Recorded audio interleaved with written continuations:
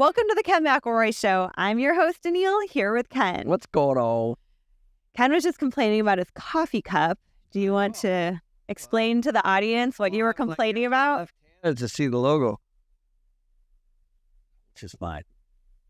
Well, you actually said it was a narcissistic lefty that made the cup. I did. Thank you for throwing me under the bus. Yeah, as you can see, Ken has a lot of problems. Danille's left-handed too, by the way. No, I'm not. Anyways, welcome to the show. We are pre-recording this for you, but We are in Italy or Europe or, let's see, Italy or Switzerland or France, somewhere. or England. Yeah, hopefully somewhere cool. Yes, but we've been coming to you guys live from Europe, but there's just some Mondays we just can't do it. Okay, so today we're going to jump right into the topic, and we're going to talk about some red flags when you guys are doing home inspections. And we think this is a really good topic because a lot of you are buying homes right now or have recently bought homes, and there's things that you want to look for during that inspection period that's very important that some people kind of glaze over. Not just glaze, but if you try to buy a house the last 2 years, you probably didn't pay attention to any of these because the sellers kind of had you over a barrel. Yeah, well, and two is, I remember when I got my first inspection, and I had never had one before, and I'm in Arizona, and there was termites. And I remember being like, that's it. Like, I can't buy this place. That's termites. And I was freaking out. But then come to find out, termites are super common in Arizona, and about half my properties upon inspection had them. So it was just kind of interesting, for people that don't have anyone to ask, like, is this a big deal or not? Because your realtor a lot of times might say, no, it's not a big deal because they want you to buy the property. Well, so who do you turn to? Yeah, let's put this in perspective. First of all, both realtors, yours and theirs, do not want a thorough home inspection. Correct. I think this is an important topic because, either one has something to lose. So what you want a very thorough home inspection. I remember I had one, and he was drilling through everything. It drove the seller nuts, but he found so much stuff, and it drove my realtor nuts. And that's what you want. I mean, he went up into the attic, and he went up on the roof, and it was super thorough. It was great. And the industry wants this to be just a box that's checked. But you guys are stepping into the shoes of the seller, and you're going to have all the expenses and all the CapEx issues if it's not figured out beforehand. This is a very important topic. Yeah, and that's a really great thing to point out. On one of my properties I bought, my home inspector said this roof needs replaced. And, they had already had another home inspection from somebody else where the financing fell through. And they're like, well, no. The last home inspector said the roof was fine. And I'm like, well, my home inspector said it needs replaced. And the thing is once that's on there, the seller has to disclose that to the next buyer. So they can't say, oh, your home inspector was too thorough. I don't believe him. We're just going to move on to somebody else, because now they have to disclose that. So, of course, they credited me to fix the roof, right? So these are really important quite things. a bit of money, if I remember. It was like $4,000 or $5,000. Yeah, it was like, $5,000, I think, because it was kind of a patio home. That's not a small number for just a second opinion. Right, exactly. And so you definitely want to get that home inspector. And he was a little bit more expensive than your average home inspector, but he's just really thorough. And you never really want to use your realtor's home inspector unless you really trust them. If you really, really, really trust them, maybe they're giving you some good advice. But a lot of times it's just convenient. And as Ken said, it's a box to check. They're not going to keep referring a home inspector that keeps causing them problems, because I might have said, I don't want a home with a bad roof, or the seller might have said, we're not going to fix it. And then we walk away and the realtor doesn't make any money. So they don't really want that. They want someone that's like, this place is great. But not all realtors do this, just to be clear. I mean, we definitely have had realtors that are definitely in our court, and they're trying to find as much as they can for you, because they also know that's a part of good customer service. Correct. So you just gotta be careful. Yeah, not everyone's in this box, right? So, but just know that a good, thorough home inspector is going to disrupt the sale. Yes. That's what they're supposed to do. Because they're going to find some things. Right. So let's start with number one on things on a home inspection you need to watch out for. So the first thing is foundation issues. So this is a big one. I know. We have, there's all kinds of problems with foundations. There's, one of them is that we've run into a lot is called expansive soil.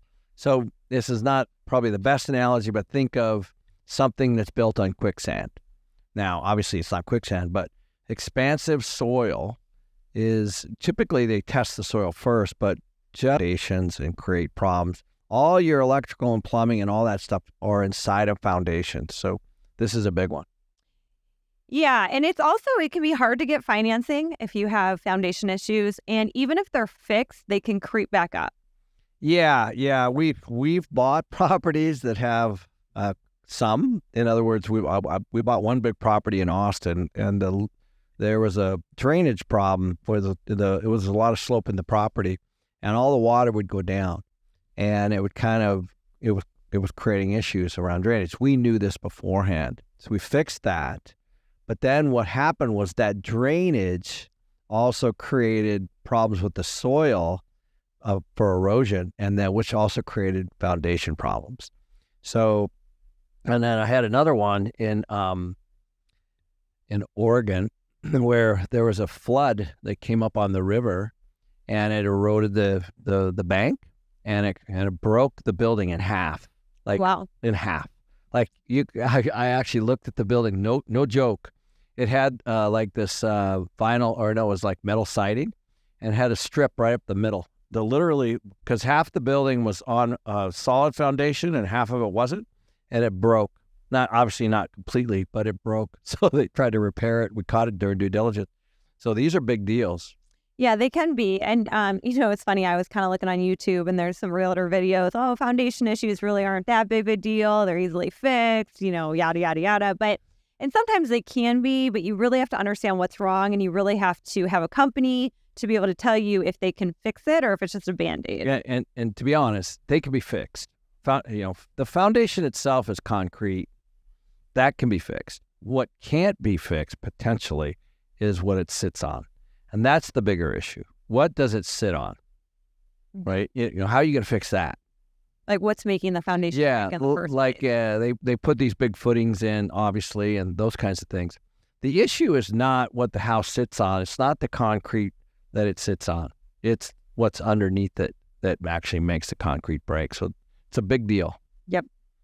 So number 2 is any kind of previous flood is a red flag on a home inspection. It can be. And this can be from a lake, from a river, or it can be just from very poor drainage like I just talked about.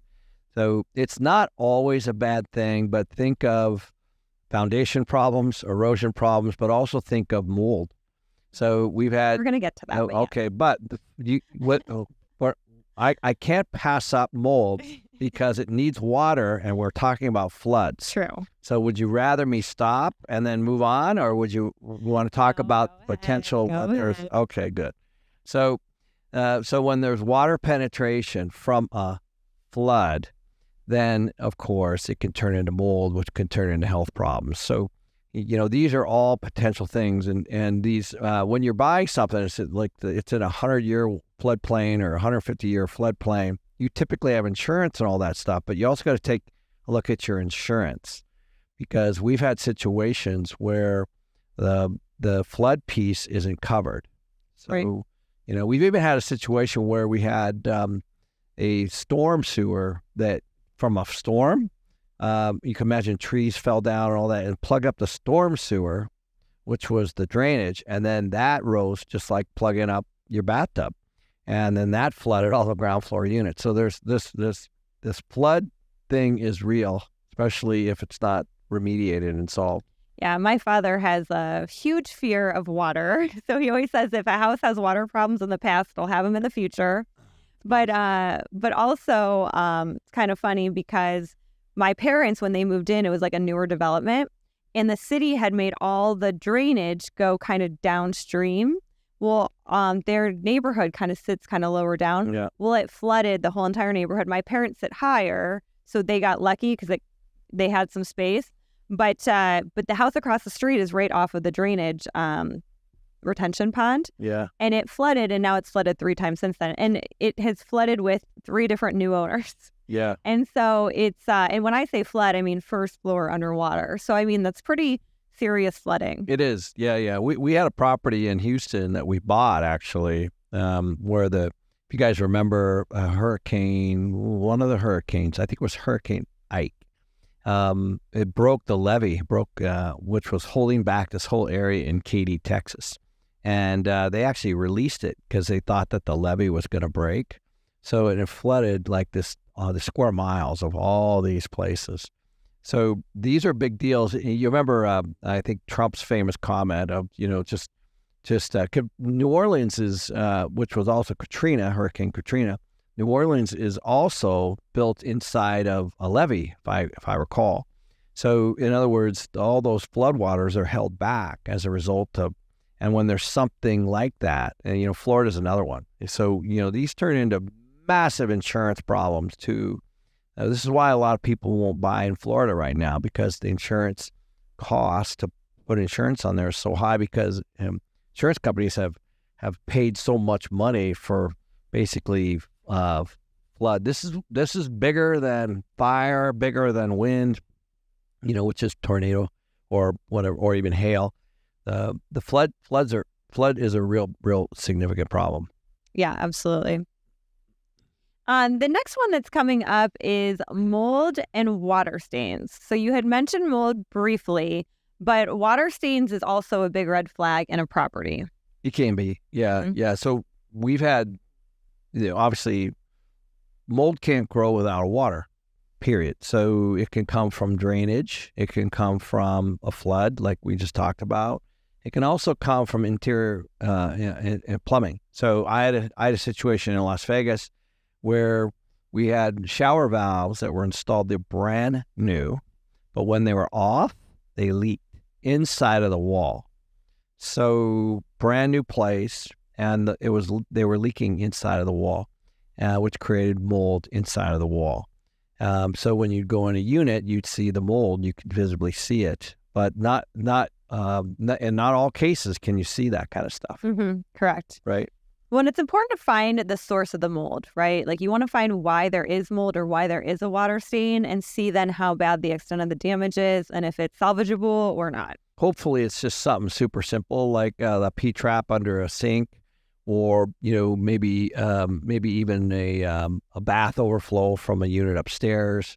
You can often see these things in a downstairs unit from an upstairs problem, or you might even see it around a light fixture from a roof. There's all kinds of ways, but you got to fix that first, clearly. But mold isn't necessarily a death sentence, by any stretch of the means. There's mold remediation. It's done all the time. You do have to cut out all the drywall and take out all the insulation and all that kind of stuff and let it dry out, and then treat it. But at the end of the day, there's nothing wrong. But to your point earlier, if you're buying in an area that's going to flood again, you're gonna fix it, and you may have a problem again.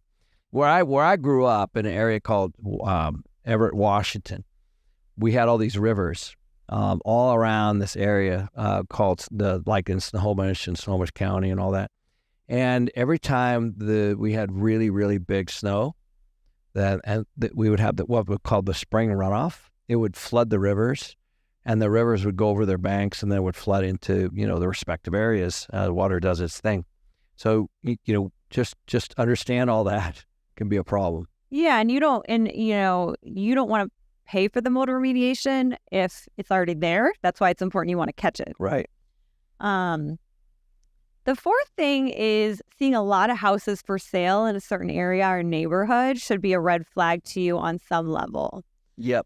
So you want to the best way to find this out is to talk to the neighbors that are selling, neighbors that aren't selling. Probably not your seller, because they're not going to tell you, but the neighbors will tell you of what's going on. So I was just, when I was looking to buy a home a few months ago, there was a bunch of homes for sale, right?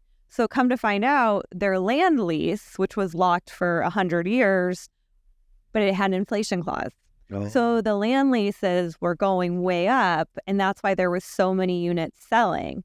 So it was kind of good to know to talk to people to find that kind of information out, because the realtor will tell you, well, it's locked in, it's a set price, and in the fine print, there's the inflation clause. Yeah, and there's lots of things that can happen here. There's redevelopment, there's freeways, there are tons of things that can warrant people moving, and to your point, you gotta look at what happens is it's in clusters, right? Mm-hmm. So you'll see, but that's a really, really good point. Just look for where there are clusters of people moving, and then find out why. You might not always get the true story from a realtor, but you might. Yes. But if they may not even know. Or even if the house has switched hands multiple times, in a few years, like the one across the street from my parents, that's a red flag too. Why is somebody keeping it for 2 years and then selling it and then again and again? Right. Number 5 is fogged up windows. Yeah, one of your pet peeves. It is. Well, windows are expensive, right? And tenants tend to complain a lot about windows because they let water in, or they let, snow in, or they let wind in, heat in, all the things. And so if they're fogging, that probably means that the seals are broken, and you're going to have issues with that. It can be, yeah. That one of the things that I found is that there's a lot of companies around, like specifically utility companies, that will actually replace windows as part of an energy conservation plan. So it's true. These old, call them single pane. There's single pane, double pane. There's probably even triple pane. You would never want to put a triple pane, let's say, into a rental, but there are different kinds of windows, different kinds of doors, different kinds of seals. Some are wood, some are vinyl, some are metal. And so, all that stuff makes a difference. And if you're renovating, you might want to take a look at some of those, because you can get rebates. Sometimes we've even done it where you can get them for free, where they go and they replace all the windows, because you're reducing the energy costs. And, because windows are a big source of energy loss. Yes. So when you see that fogging, that's where my head goes, is the energy loss. Yeah, and windows can be expensive to fix too. And it's not something a seller's probably going to fix for you. You just have to know going in if that's something you're going to have to replace. Yeah, and it could be a nice upgrade. The seller might not know. You might find it out, and I would just keep that in your back pocket, and do it as part of the renovation. Yep. Number 6 would be fresh paint, but only on one wall. Oh. So very specifically put fresh paint. So why do you hate this? Well, it could be a couple things. One, maybe, their kid or something painted their wall hot pink and they're trying to cover it up, and that would be fine. But it could be water damage. It could be something that they're trying to hide. So it's not a deal breaker, but it's something you kind of want to look into a little bit. Yeah, I find it a lot of times on ceilings too. Like, you got to take a look. I usually hate the difference between, flat paint, semi-gloss, or gloss, let's say, but sometimes you can see, especially, like on those old ceilings, maybe a popcorn ceiling, or even on a wall. In fact, when we bought that rental that my son's living in, Kyle, there was a bedroom, if you remember, that had this exact problem, where one wall was painted. And if you look down in the bottom, you could see it was also bubbling up, and it was a result of a roof problem that was leaking in that corner. It was coming down. We identified it. The seller, we had it a holdback. I ended up fixing it myself, but I got a holdback from the seller as a result of that. This happens a lot. If a realtor is going to come in and prepare a house for sale, they're going to see this and they're going to have that fixed. Now, they might not have fixed, in this case, they didn't fix, of course, the roof, but they fixed the wall, which is kind of your point. Yep, absolutely. Yep. The 7th thing that you need to look out for is certain kinds of bugs in the home. Oh, this is Danille's day. The bugs. He hates. Oh, my God. Bugs. Oh, my God. You have bugs in a house sometimes, right? Like, we had a roach issue, like, last year. I killed flooding, and then we had, like, the sewer roaches come in, and I killed 2 scorpions in the last month in the house. I didn't tell you because I know you'd freak out. God, you should tell me so I can let our pest control guy know. Well, now I got to let him know. But as I was saying before, certain things like termites, as long as they're not everywhere, is not as big of a deal, right? But there are things that are a big deal. So like when I moved into my home, I had 2 wasp nests, and I didn't really know anything about wasp nests, but they're not that bad because they don't infiltrate the walls. But honeybees, on the other hand, Honeybees are tough. really bad because their honey gets into your walls and does a ton of damage. Yeah. So when the beekeeper came over, whoever the exterminator, he was relieved that it was wasps and not honeybees. So that's kind of one you have to be careful for, obviously, like bed bugs and things like that. But there's also birds. You know, remember that woodpecker? Like Yeah, they do a lot of woodpecker damage. like doing damage on the top of the house. And I had rats in my underneath in my hot tub outside, but down in where the motor was because it was warm. So all these things, you know, We have so many animals in our house. We have bobcats, we have javelinas, which are wild pigs. We have everything you can imagine. I know. Coyote. 2 days ago, the javelinas, which are basically a wild pig, ripped out all my flowers in the front. It was all over the front, in front of the door. We've had a bobcat sitting right in front of our front door. I know. Well, so my friend was leaving. She was at our house the other night, and the coyotes start howling, and she starts running to her car like they're going to eat her. But I wouldn't call those bugs, but you know, and they run away. They're harmless. You just have to make sure whatever's infesting that you easily can get it out and easily can remedy the damage, or the seller can pay for it or whatever. Yeah, and what I do here, guys, is, you know, there's nothing wrong with nests or things like that. You just have to make sure that a pest control company comes in, does a thorough inspection, gives you a report. You know, and this may or may not be included with your home inspection. You know, they might not see everything. So, yep. And then the 8th thing is asbestos. So, many of you know what that is. It's in the walls. If your home was built before 1980, if it's going to be in there, it's going to need to be, you know, enclosed or encapsulated. So you definitely want to know that that's a big one. I have a fair amount of experience around that. So in the old days, some of that old tile, you know, it doesn't have to be in the walls. There's some of the old tiles made out of asbestos. Old pipes, old boilers are usually wrapped in asbestos. It was used for like insulation. And so you could have a financing issue here as well, because there's a lot of lenders that won't finance if there's asbestos. So you're going to really want to check on this. You know, anything that was built, which is a lot of stuff, like in an old town. I remember we had one in Seattle, one in Portland, where you had a boiler, you know, the old boiler room that provided heat and hot water for the whole property.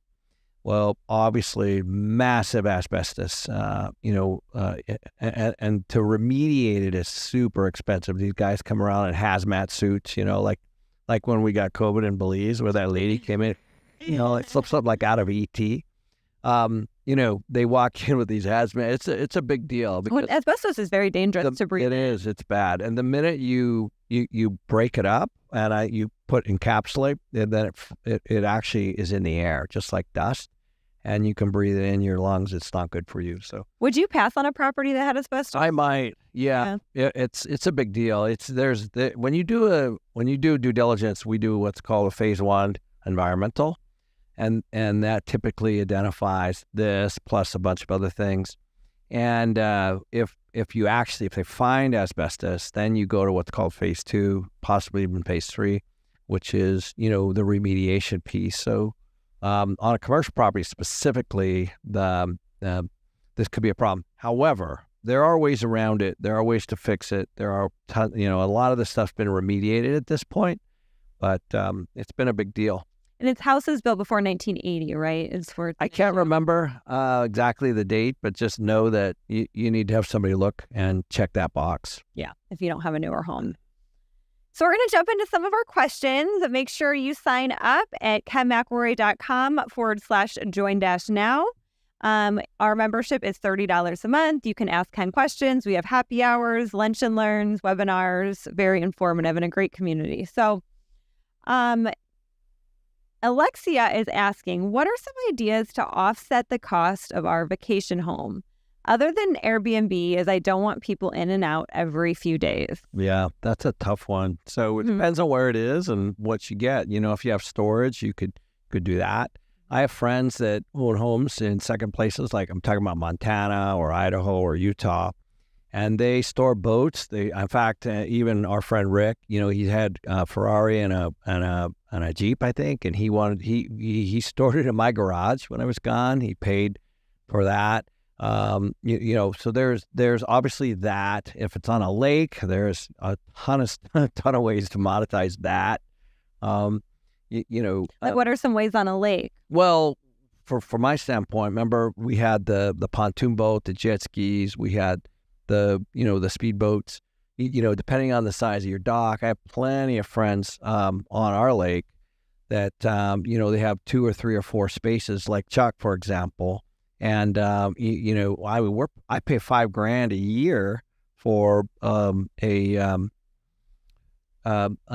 second dock up north on the lake. So it's not unusual, and as you know, we've got tons of people trying to buy the one we have out in town. Right. So I think those docks are $250 right now, $250, $300 for our slip. So and so I rent actually those guys across from me on both sides. We got there's 6 jet skis, from those 2 guys that Chad and Bill. So there are ways to do that. Obviously, the other thing is you could build an ADU, which I've seen a lot of people do. If you have a nice garage, you can build something over that. And that's also nice too, because you can have somebody kind of watch the house when you're gone, as an example, if you don't want anybody in the house. The other thing, you don't have to run it through Airbnb. Airbnb can be goofy. You can set your parameters. So like your friend, Jess, they had... they had a lady in there for how long? A few months. Yeah, and she was paying like $900 a day or something. Yeah, she was paying a lot. I can't remember exactly. It was a lot. It was in Scottsdale. You may or may not want that, but that was an insurance-related issue. So sometimes people have, fires or floods or, whatever it is, and they just don't want to, there's nothing to rent. So if you put it out there at a high price for a certain period of time, you just never know. Yeah, you could do like 30-day minimums, so you're not having people in and out all the time. Even 90. And yeah, you can even do 90. And the other thing is you could find people, if you just use your own networking group that might want to rent. Like I know our friends Michelle and TK, they rent the same house in California every year for a couple months. The guy loves them, Yep. and they even leave some of their stuff in the garage, and that way they don't have to lug it back and forth. So if you found, 2 or 3 people like that wanted to use the place when you're not using it, that you trust, it's not the same as doing Airbnb and having people in and all that stuff. So the house we got in Manhattan Beach, it was $1,000 a day. Yeah, spectacular. We left our stuff there, and so that is the truth. If you find 2 or 3 couples, or even one, that want to come there year over year, whether it's summer or winter or whatever it is, you'd be surprised. Yeah, you could just market that on some Facebook groups, just have them put a good deposit down, and then, they can kind of rent it, almost like a timeshare that you're running. Like, these are your months, these are when you can have it, this is where I'm going to have it. And I think that would be a great way to make some extra money. In fact, we were looking at a house up in Coeur d'Alene. I was looking at buying another one. Actually, we sold ours. And remember the one on the river there? It was available except for 2 months in the summer. Yeah. So except that was when we wanted to be. Yeah, that's the time we wanted it. So we had to pass.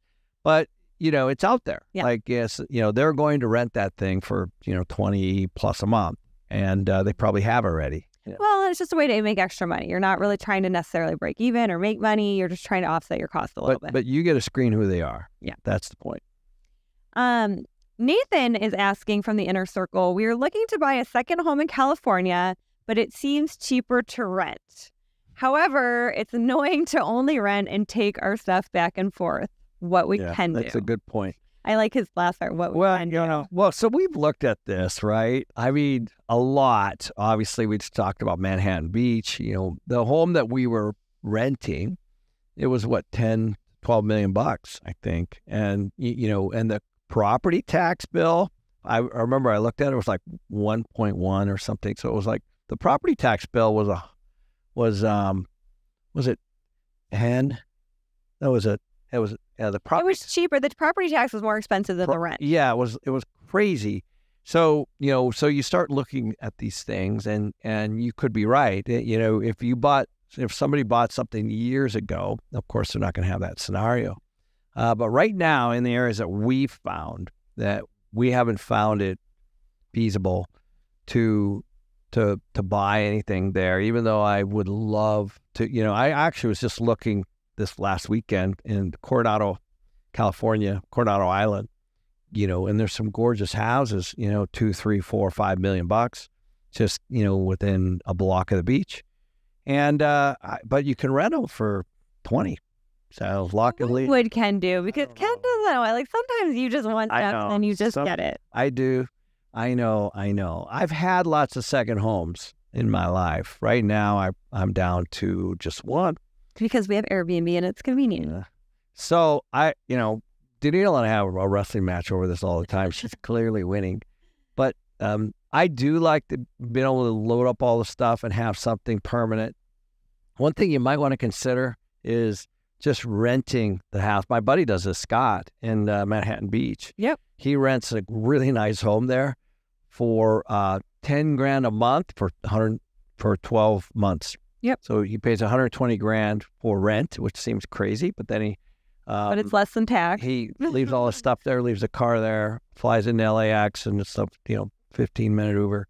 So so there are ways around that, So anyway, good luck. Amber's asking from the inner circle, the tenants in my rental have children, and it's a constant issue with the neighbors of the building because they are loud. What can I do about this? Not a lot. They're protected, unfortunately, or fortunately, I should say. They're protected. Familial status became a law like in the 80s, I think. You probably can talk to them about it. Yeah, for sure. Let them know, hey, the neighbors are complaining. Just 100%. You do need to have that conversation with them. If they're upstairs, that could be a problem. If they're, if they're running through the property, ripping trees down and and creating damage, it's another one. So there are ways to manage this. There are, people, I've had this issue with like an upstairs unit with the dog, like my tenants have been complaining, hey, I can hear the dog, I can hear the footsteps, I can hear when they throw the ball. But at the end of the day, it's kind of like one of those things like you live in an apartment and that's just part of living in an apartment that you have to deal with. Yeah. And it does stink, because your tenants are upset or your tenants are actually making other people upset. But at the end of the day, like you're just going to hear stuff through the walls. So it's worth a conversation. But it is kind of what it is. Depending on what it is. It could be that they're just out of control and the parents need to handle it. Yeah. It's possible. It's possible. But with anything, it's a neighbor issue. And I always ask my, tenants when they're complaining about somebody else, because they always call me. I need you to call the HOA because this person's being loud. And I'm like, well, have you knocked on the door and said anything to them? Well, no. Why don't you just take a both? We start there. Or like this person always has their dog pooping and it's driving me nuts, like right in front of have you talked to them? Well, no. Well, why don't we just start there before we escalate this to the HOA? Like I know like a lot of these younger people, they live behind their phones. They don't want to have an interaction. But a lot of times the person then feels bad and then is cognizant of those things. Yep. So nobody wants to handle anything. I did someone call the HOA, escalate, and take it all the way to the top and have someone else do it over something silly. Doris is asking, I'm so afraid to have pets in my rental, but I have a property sitting empty and I think it would help me. And I think it would help me if I got over this fear. Yeah. So what should I do? Well, first of all, go online. There's a bunch of pet agreements and, just go snag one. If we've got one on kenmcelroy.com as well, you can go download. But you should have some breed restrictions and some weight restrictions. If I were you, you can charge a pet rent and you can charge a pet deposit. So, and then the last thing is, if you have carpet, that could be an issue. If you have like tile or let's say some kind of a hardwood or even the faux hardwood, you're probably going to be golden. But, we've embraced pets as a company and we've done really well with it. There's most people, like both of us, are dog people. Mm-hmm. And we had to rent, we would find somebody that allowed it. and we would pay for that. You have no idea how much money we pay for our pets, right? Yeah, and most people have pets. When I look at my rentals, I have 5, and there's only one person that doesn't have a pet. Yeah. So it's like, if I, say no, then I'm turning away all those people. And they're great tenants. And they expect to pay more. Mhm. So, there is a pet rent that we apply. So, just know that, Yeah, it's like an extra $50 a month a Yep. pet. And I do a $500 refundable, but a lot of people do it non-refundable. But I do it refundable because if there's no additional damage, and I haven't actually had any, knock on wood so far, but you have that extra money for whatever cleaning or thing you need to do. Yeah. So I would embrace it. And, it sounds like you're a very particular owner, which is completely fine. But, it is a rental. It can be painted, things to be fixed, especially if the tenant's paying it. So yeah, and look at your tenant. I mean, you never know, but look at your tenant too. If they have a good credit score and a good job, like most people aren't going to let their dog pee all over the house and just leave it and not really care. So if you're checking all the other things, typically, I mean, it can go sideways, especially a puppy or something like that. But typically, people don't want to live in a house that smells like dog pee either. Right. So. Yeah, and that's a good point. If it's a condo and upstairs, you might want to reconsider. But if it's a home with a yard, or downstairs with and it's a family, and there's somebody around, it's going to be a different experience. It'll be fine. And you want to look too, like Ken was saying, the size, right? Like I have a lot of condos without yards, and those people tend to have little dogs, little 5 to 10, 12-pound dogs, right? If somebody wanted to move into one of those condos and they had an 80-pound dog, I probably don't want the dog in there because there's not enough space for it. So it's going to do more damage because it's going to be trapped. So, but on my houses with a yard, we have a guy that has a golden retriever, you know what I mean? So it just, you kind of, I mean, you can discriminate on pets. So you can be picky for what kind of pets you want to have in your unit or not. Yep. Again, just take a look at that. You had a scenario, I think, where the person had 2 or 3.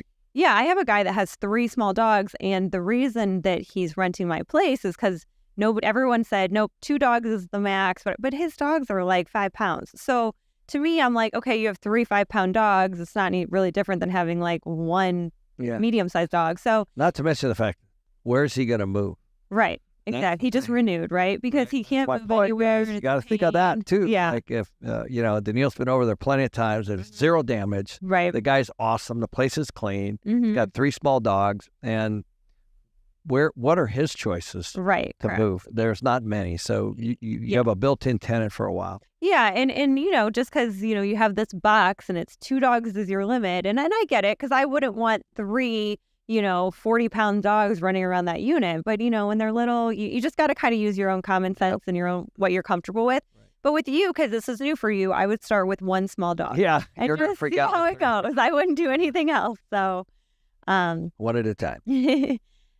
Pete from Inner Circle has a question. It's a van life question. So Ken and I did a van life road trip over the summer. For those that don't know, spent a month and a half in a van. This might be a better one. And he's asking, what was each of your biggest van life struggles? I had none. Yes, you did. What were they? You hated taking the bikes down. You hated changing the toilet lines.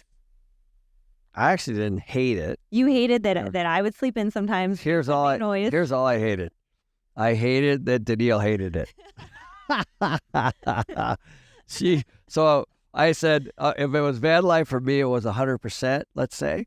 With her, it was 150%. So my workload went up by 50% because Danille didn't like it. For me, it was space. It was just, Danille had to take everything that we actually owned from our home and put it in this little van. I had a 1 foot by 1 foot area for everything, and she had the rest. I think my biggest complaint. She brought a stepper from our fitness center, a stepper, 4 feet with all the. Well, I was going to get to that because my biggest struggle was I didn't have a gym, so all I had was my stepper, and I'm glad that I brought it, even though Ken threatened to leave it at multiple RV parks around the country. But I'm glad I had it, but I wish I had a stepper, a juicer, a blender, and a kettle, a huge electric cooler. Oh yeah. What else? It was an extra fridge. Oh, for all my fruits and vegetables to be choose. She used the fridge plus the electric cooler, and I had, once again, like a 6-inch by 6-inch space in the refrigerator. Anyways, Pete, it was great. It was amazing. All right. Well, yeah. That's the end of our show for today. I hope you guys have a great week, and make sure to join the inner circle, kenmcroy.com/join-now. See you guys.